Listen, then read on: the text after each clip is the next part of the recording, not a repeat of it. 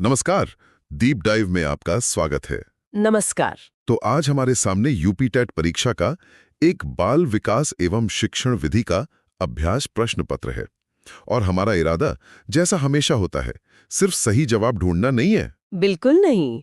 हम हर सवाल और उसके हर विकल्प की गहराई में उतरेंगे, ये समझने की कोशिश करेंगे कि कोई विकल्प सही क्यों है और उससे भी जरूरी कि बाकी गलत क्यों है, ताकि आपकी तैयारी और भी मजबूत हो। तो चलिए इस ज्ञान यात्रा को शुरू करते हैं। पहला सवाल देखते हैं। जी। पहला सवाल है, कोहलर निम्न में से किससे संबंधित है? विकल्प है 1 अभिप्रेरणा के सिद्धांत, 2 अधिगम के सिद्धांत, 3 व्यक्तित्व के सिद्धांत और 4 विकास के सिद्धांत। ये एक बहुत ही फाउंडेशनल सवाल है। ये पूछ रहा है कि मनोवैज्ञानिक कोहलर का काम इन चारों में से किस साइकोलॉजी की फील्ड से जुड़ा है। और इसका सही जवाब है 2 अधिगम के सिद्धांत। पर क्यों? देखिए, जब हम अभिप्रेरणा या मोटिवेशन की बात करते हैं तो हमारे दिमाग में मैस्लो जैसे नाम आते हैं, कोहलर नहीं। ठीक है। व्यक्तित्व या पर्सनालिटी के सिद्धांतों के लिए फ्रायड या युंग प्रसिद्ध हैं और विकास यानी डेवलपमेंट के लिए पियाजे या वाइगोत्स्की। तो बाकी 3 तो साफ तौर पर गलत हैं। हाँ, कोहलर ने सूझ या अंतर्दृष्टि का सिद्धांत दिया था, जिसे इंसाइटफुल लर्निंग भी कहते हैं, और ये सीखने यानी अधिगम का एक बहुत ही महत्वपूर्ण सिद्धांत है। ये वही सिद्धांत है जिसमें उन्होंने चिंपैंजी पर प्रयोग किया था? बिल्कुल, सुल्तान नाम का चिंपैंजी। तो जब भी कोहलर का नाम आए, सुल्तान को याद कीजिए, जिसने अचानक सूझ से समस्या हल कर ली थी। ये सीखने का एक तरीका है। बहुत बढ़िया। तो इसके लिए एग्जाम टिप क्या होगी? एग्जाम टिप यह है कि सीखने के मुख्य सिद्धांत और उनके प्रतिपादकों की जोड़ी बनाकर याद कर लें। जैसे कोहलर की सूझ, थॉर्नडाइक का प्रयास एवं भूल, पावलाव का शास्त्रीय अनुबंधन और स्किनर का क्रिया प्रसूत। ये चारों हमेशा पूछे जाते हैं। बिल्कुल। चलिए अब अगला सवाल देखते हैं। मैकडूगल के अनुसार मूल प्रवृत्तियों की संख्या होती है। विकल्प हैं 15, 10, 12 और 14। ये तो एकदम सीधा तथ्य वाला सवाल है। हाँ, इसका जवाब या तो पता है या नहीं पता। सही बात है। विलियम मैकडूगल ने अपनी थ्योरी में 14 मूल प्रवृत्तियों मतलब बेसिक इंस्टिंक्ट्स की पहचान की थी, और खास बात यह है कि उन्होंने हर प्रवृत्ति को एक संवेग यानी इमोशन से जोड़ा था। जैसे भय का संवेग जुड़ा है पलायन की मूल प्रवृत्ति से। मतलब जब डर लगता है तो हमारा इंस्टिंक्टिव रिएक्शन होता है भाग जाना। अच्छा। तो सही उत्तर है 4-14। मतलब मैकडूगल ने बताया कि हमारे अंदर 14 तरह के ऐसे स्वाभाविक व्यवहार होते हैं जो किसी न किसी भावना से जुड़े हैं। एकदम सही। और एग्जाम के लिए टिप यह है कि इन 14 मूल प्रवृत्तियों और उनसे जुड़े संवेगों की लिस्ट पर एक नजर जरूर डाल लें। कभी कभी कोई खास प्रवृत्ति देकर उससे जुड़ा संवेग पूछ लेते हैं। ठीक है। अगला सवाल है, मानसिक उद्वेलन प्रतिमान का प्रयोग निम्न में से किसके शिक्षण हेतु किया जाता है? विकल्प हैं समझ, समस्या समाधान, सृजनात्मकता और अनुप्रयोग। ये मानसिक उद्वेलन शब्द थोड़ा मुश्किल लग रहा है। हाँ, ये शब्द थोड़ा एकेडमिक है। इसका सीधा साधा अंग्रेजी मतलब है ब्रेनस्टॉर्मिंग। ओहो, ब्रेनस्टॉर्मिंग। अब समझ आया। तो सवाल बस ये पूछ रहा है कि हम ब्रेनस्टॉर्मिंग का इस्तेमाल क्या सिखाने के लिए करते हैं और ब्रेनस्टॉर्मिंग का लक्ष्य क्या होता है। ज्यादा से ज्यादा आइडियाज जनरेट करना बिना किसी रोक टोक के। बिल्कुल। और नए मौलिक अलग अलग तरह के आइडियाज पैदा करना। सीधा 3 सृजनात्मकता यानी क्रिएटिविटी से जुड़ा है। समस्या समाधान इसका एक हिस्सा हो सकता है, लेकिन इसका मूल उद्देश्य क्रिएटिविटी को बढ़ाना है। अच्छा, तो जब हम सब मिलकर किसी टॉपिक पर खूब सारे आइडियाज सोचते हैं बिना ये सोचे कि वो अच्छा है या बुरा, उसी को ब्रेनस्टॉर्मिंग कहते हैं और इससे हमारी क्रिएटिविटी बढ़ती है। आपने एकदम सही समझा। एग्जाम टिप याद रखें, सृजनात्मकता के विकास के लिए ब्रेनस्टॉर्मिंग एक बहुत प्रभावी शिक्षण विधि है और इसके प्रणेता एलेक्स ऑसबॉर्न थे। चलिए अब एक मजेदार सवाल पर आते हैं। निम्न में से किसके प्रयोग में कुत्ता एक विषय था? विकल्प हैं स्किनर, कोहलर, थॉर्नडाइक और पावलोव। ये सवाल हमेशा आता है, मनोवैज्ञानिकों का चिड़ियाघर। तो कुत्ते पर किसने प्रयोग किया था? चलिए एक एक करके देखते हैं।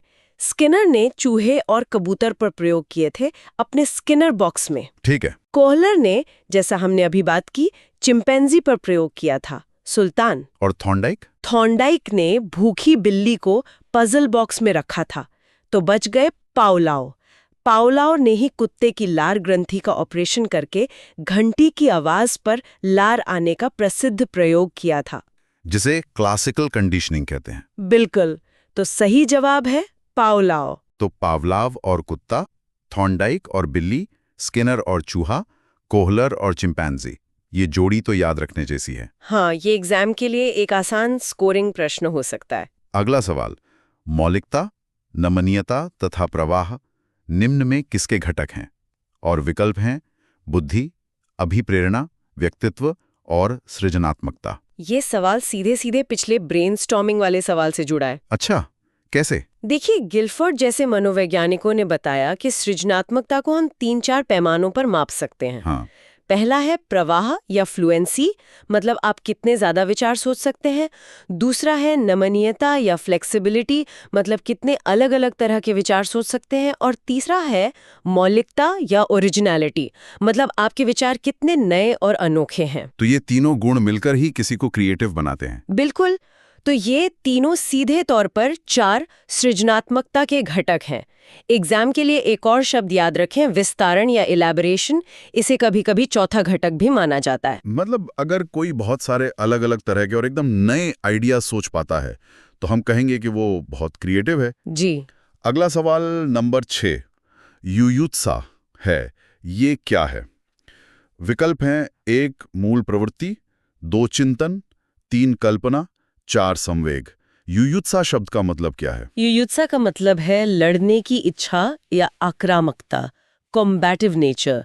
और ये सवाल हमें सीधे वापस मैकडूगल के पास ले जाता है, जिनकी 14 मूल प्रवृत्तियां थी। हाँ, मैकडूगल की 14 मूल प्रवृत्तियों की लिस्ट में युयुत्सा भी शामिल है, जो क्रोध यानी एंगर नाम के संवेग से जुड़ी है। ओह, तो युयुत्सा खुद एक संवेग नहीं बल्कि एक मूल प्रवृत्ति है। सही पकड़ा आपने।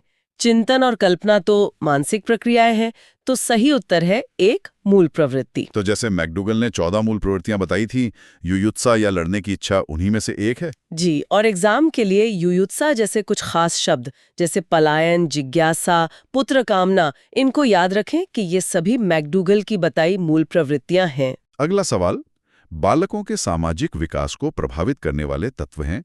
विकल्प हैं आर्थिक तत्व, वंशानुगत तत्व, शारीरिक तत्व और सामाजिक परिवेशजन्य तत्व। इसमें तो सारे ही जरूरी लग रहे हैं। ये बहुत अच्छा सवाल है, क्योंकि ये क्रिटिकल थिंकिंग की मांग करता है। हाँ। यहाँ आपको सबसे प्रमुख तत्व को पहचानना है। देखिए, आर्थिक स्थिति, शारीरिक बनावट, ये सब सामाजिक विकास को अप्रत्यक्ष रूप से प्रभावित करते हैं। वंशानुगत तत्व भी स्वभाव पर असर डालते हैं, लेकिन सवाल सामाजिक विकास पर है। अच्छा। और बच्चे का सामाजिक व्यवहार, नियम, मूल्य, ये सब वो कहाँ से सीखता है? वो सीधे तौर पर अपने परिवार, दोस्त, स्कूल, मतलब अपने सामाजिक परिवेशजन्य तत्व से ही सीखता है। मतलब बच्चा समाज में रहना समाज से ही सीखता है। उसका जैसा माहौल होगा वैसा ही उसका सामाजिक विकास होगा। बिल्कुल। इसलिए इस प्रश्न का सबसे सटीक उत्तर यही है। अब शारीरिक विकास पर एक सवाल है। शारीरिक विकास का एक प्रमुख नियम निम्न में से कौन सा है? विकल्प हैं मानसिक विकास से भिन्नता का नियम, कल्पना और संवेगात्मक विकास से संबंध का नियम, द्रुतगामी विकास का नियम और अनियमित विकास का नियम। ये शारीरिक विकास यानी फिजिकल डेवलपमेंट के एक मुख्य सिद्धांत के बारे में पूछ रहा है। पहला और दूसरा विकल्प तो विकास के आपसी संबंध को बताते हैं। ये कोई खास नियम नहीं है। ठीक है। अब बचे 2, द्रुतगामी और अनियमित। विकास अनियमित तो होता है, मतलब उसकी गति हमेशा एक जैसी नहीं रहती, ये बात सही है। लेकिन द्रुतगामी विकास का नियम एक बहुत ही प्रमुख और विशिष्ट नियम है। ये कहता है कि 2 अवस्थाओं में, शैशवावस्था और किशोरावस्था में, शारीरिक विकास बहुत तेजी से होता है। मतलब बच्चे बचपन में और फिर टीनेज में बहुत तेजी से बढ़ते हैं और यही शारीरिक विकास का एक खास नियम है। इनमें से कौन सा विकास का सिद्धांत नहीं है? ध्यान दीजिएगा, नहीं है। हाँ, ये नहीं शब्द बहुत जरूरी है। विकल्प हैं 1 अनुकूलित प्रत्यावर्तन सिद्धांत, 2 समान प्रतिमान का सिद्धांत, 3 परस्पर संबंध का सिद्धांत, 4 निरंतर विकास का सिद्धांत। देखिए, समान प्रतिमान का सिद्धांत कहता है कि हर जाति के विकास का क्रम एक जैसा होता है। ये विकास का सिद्धांत है। परस्पर संबंध का सिद्धांत कहता है कि विकास के सभी पक्ष जुड़े हैं। ये भी है। निरंतर विकास का सिद्धांत कहता है कि विकास जीवन भर चलता है। ये भी है। तो बचा पहला। हाँ, अनुकूलित प्रत्यावर्तन सिद्धांत या थ्योरी ऑफ कंडीशन रिफ्लेक्स, ये तो पावलोव का सीखने का सिद्धांत है, विकास का नहीं। अच्छा, तो पावलोव की कुत्ते वाली थ्योरी अधिगम की है, विकास की नहीं। बिल्कुल। एग्जाम टिप यही है कि विकास के सिद्धांत और अधिगम के सिद्धांत, इन दोनों को अलग-अलग श्रेणियों में रखकर याद करें। अक्सर इन्हें मिक्स करके कंफ्यूज किया जाता है। अब एक परिभाषा पर आधारित सवाल। विकास के परिणाम स्वरूप नवीन विशेषताएं और नवीन योग्यताएं प्रकट होती हैं। ये प्रसिद्ध कथन किसका है? विकल्प हैं गेसल, हरलॉक, मेरेडिथ और डगलस और होलैंड। ये एक बहुत ही प्रसिद्ध परिभाषा है। और ये शब्द नवीन विशेषताएं और नवीन योग्यताएं, ये एक खास मनोवैज्ञानिक की पहचान है। किसकी? Elizabeth Hurlock. सही जवाब है 2, हरलॉक। उन्होंने ही इस बात पर जोर दिया था कि विकास सिर्फ बड़ा होना नहीं है, बल्कि नई एबिलिटीज का सामने आना है। तो जब भी नवीन विशेषताएं और नवीन योग्यताएं की बात विकास के संदर्भ में हो, तो हमें हरलॉक को याद करना है। जी, बाल विकास में Hurlock, crow and crow, Ross की दी हुई परिभाषाएं बहुत महत्वपूर्ण हैं। ठीक है, अगला सवाल। पूर्व अनुभव के आधार पर संवेदना को अर्थ प्रदान करना क्या कहलाता है? विकल्प हैं कल्पना, चिंतन, स्मृति और प्रत्यक्षीकरण। ये मनोविज्ञान के एक बहुत ही बुनियादी प्रक्रिया के बारे में है। देखिए, 2 चरण होते हैं। पहला है संवेदना। सेंसेशन मतलब जब हमारी इंद्रियां, जैसे आंख, कान, कोई कच्ची जानकारी लेती हैं, जैसे कानों तक सिर्फ एक आवाज का आना, ये संवेदना है। ओके। और दूसरा चरण है प्रत्यक्षीकरण, परसेप्शन, जब हमारा दिमाग अपने पुराने अनुभवों का इस्तेमाल करके उस संवेदना को एक मतलब देता है। जैसे ये समझना कि ये आवाज मेरे दोस्त की है, ये प्रत्यक्षीकरण है। मतलब कानों तक सिर्फ आवाज आना संवेदना है, पर ये समझना कि आवाज मेरे दोस्त की है, ये प्रत्यक्षीकरण है, क्योंकि मुझे उसका अनुभव है। आपने बिल्कुल सही समझा। इस क्रम को याद रखें, पहले संवेदना, फिर प्रत्यक्षीकरण। ठीक है, ये सवाल सीखने के एक और बड़े सिद्धांत के बारे में है। सीखने में प्रयास और भूल के सिद्धांत का प्रतिपादन किसने किया? विकल्प कोहलर, गेस्टाल्ट, थॉर्नडाइक और Pavlov. Trial and error theory of learning. हाँ, हम इस पर थोड़ी बात कर चुके हैं। हाँ, बिल्ली वाले प्रयोग पर। जी, कोहलर ने सूझ का सिद्धांत दिया, पावलोव ने क्लासिकल कंडीशनिंग दी, और गेस्टाल्ट तो एक स्कूल ऑफ साइकोलॉजी है, किसी एक व्यक्ति का नाम नहीं। तो बचते हैं 3, थॉर्नडाइक। तो बिल्ली जो बार बार कोशिश करके पिंजरे का दरवाजा खोलना सीखती है, वही है थॉर्नडाइक का प्रयास और भूल का सिद्धांत। बिल्कुल। और एक एग्जाम टिप ये है कि थॉर्नडाइक के सीखने के 3 मुख्य नियम, तत्परता का नियम, अभ्यास का नियम और प्रभाव का नियम भी बहुत महत्वपूर्ण है। इन्हें भी जरूर पढ़ें। अब आईक्यू पर एक सवाल। औसत बुद्धि वाले बालकों का बुद्धि लब्धि आईक्यू स्तर क्या होगा? विकल्प है 70, 79, 110, 114, 90, 109 और 80, 89। ये एक मानक वर्गीकरण है जो लगभग सभी मनोवैज्ञानिक मानते हैं। तो औसत आईक्यू की रेंज क्या होती है? 90 से 109 तक की रेंज को औसत या सामान्य बुद्धि माना जाता है। दुनिया की ज्यादातर आबादी इसी रेंज में आती है। तो सही उत्तर है 3, 90, 109। जी, एग्जाम के लिए आईक्यू का सूत्र याद रखें। आईक्यू बराबर है मानसिक आयु बटा वास्तविक आयु गुणा 100, और प्रतिभाशाली 140 प्लस और मंद बुद्धि 70 से कम की रेंज भी याद रखें। बुद्धि का एक और सिद्धांत, कौन तरल क्रिस्टलीय बुद्धि के प्रतिमान के प्रतिपादक थे? विकल्प हैं कैटल, स्किनर, वर्नन और Thorndike. Fluid and crystallised intelligence, ये एक बहुत ही दिलचस्प थ्योरी है। किसने दी थी? ये थ्योरी दी थी एक रेमंड कैटल ने। उन्होंने कहा था कि बुद्धि के 2 प्रकार होते हैं। एक है तरल बुद्धि, फ्लूइड इंटेलिजेंस, जो तर्क करने और नई समस्याओं को हल करने की हमारी जन्मजात क्षमता है। और दूसरी है क्रिस्टलीय बुद्धि, क्रिस्टलाइज्ड इंटेलिजेंस, जो हमारे अर्जित ज्ञान और अनुभव पर आधारित होती है, जो हम जिंदगी भर सीखते हैं। कितना दिलचस्प है। मतलब एक बुद्धि वो जो समस्याओं को सुलझाए, और दूसरी वो जो हमारे ज्ञान और अनुभव से बनी हो। हाँ, और याद रखने वाली बात यह है कि तरल बुद्धि उम्र के साथ घट सकती है, पर क्रिस्टलीय बुद्धि अनुभव के साथ बढ़ती रहती है। और ये रहा हमारा आज का आखिरी सवाल। क्रिया प्रसूत अधिगम सिद्धांत का प्रतिपादन किया? विकल्प हल, स्किनर, हिगाटी और Thorndike. Operant conditioning theory of learning, ये किसने दी थी? ये सिद्धांत दिया था बीएफ स्किनर ने। इसका फंडा ये है कि व्यवहार को उसके परिणाम द्वारा नियंत्रित किया जाता है।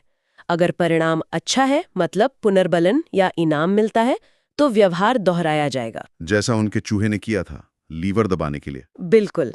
थॉर्नडाइक ने प्रयास एवं भूल दिया, हल ने पुनर्बलन का सिद्धांत दिया, पर क्रिया प्रसूत अनुबंधन का श्रेय स्किनर को जाता है। तो जब किसी काम को करने पर इनाम मिलता है और हम वो काम बार बार करने लगते हैं, तो वो स्किनर का क्रिया प्रसूत अधिगम है। एकदम सही। और एग्जाम टिप ये है कि क्रिया प्रसूत अनुबंधन में पुनर्बलन या रीइंफोर्समेंट की भूमिका सबसे महत्वपूर्ण है। इसे अच्छे से समझ लें। तो आज हमने यूपीटीईटी के 15 महत्वपूर्ण सवालों को सिर्फ हल नहीं किया, बल्कि उनके पीछे छिपे मनोवैज्ञानिक सिद्धांतों को भी छुआ, कोहलर की सूझ से लेकर स्किनर के पुनर्बलन तक। बिल्कुल। इस तरह की समझ आपको परीक्षा में किसी भी तरह से घुमाकर पूछे गए सवाल को हल करने में मदद करेगी। याद रखिए, बाल विकास सिर्फ तथ्यों का संग्रह नहीं, बल्कि बच्चे को समझने का एक विज्ञान है। और जाते जाते आपके लिए एक विचार छोड़ जाते हैं। हमने आज जितने भी सीखने के सिद्धांत पढ़े, प्रयास और भूल, सूझ, अनुबंधन, ये सब अलग अलग लगते हैं, पर क्या असल जिंदगी में एक बच्चा इन सभी तरीकों का इस्तेमाल करके नहीं सीखता? बहुत अच्छा सवाल है। सोचिएगा, अगली बार जब आप किसी को कुछ सीखते हुए देखें, तो पहचानने की कोशिश कीजिएगा कि उस सीखने में किस सिद्धांत की झलक मिल रही है।